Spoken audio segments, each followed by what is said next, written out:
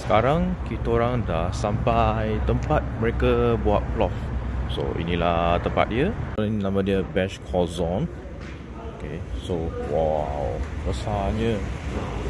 So kat sini ada tempat dia orang buat potong-potong daging, dia masak daging. Ada tempat buat roti. Kat sini kuali dia lain macam tu. Yang ni kot kuali yang kita orang tengok kat YouTube. The biggest kuali I ever seen in the world. Very big. And all cook use this firewood. Under here there's a big fire. Very very hot.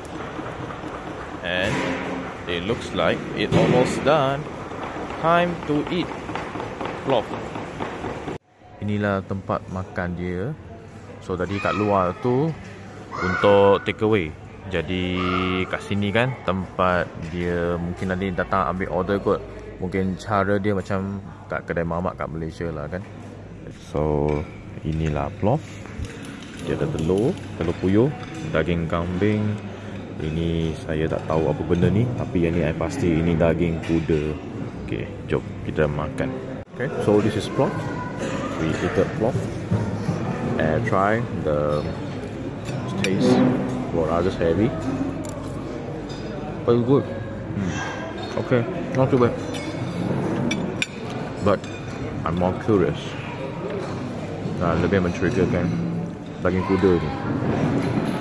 Saya tak tahu nak expect macam mana daging kuda ni, tapi kita try makan. First time try daging kuda.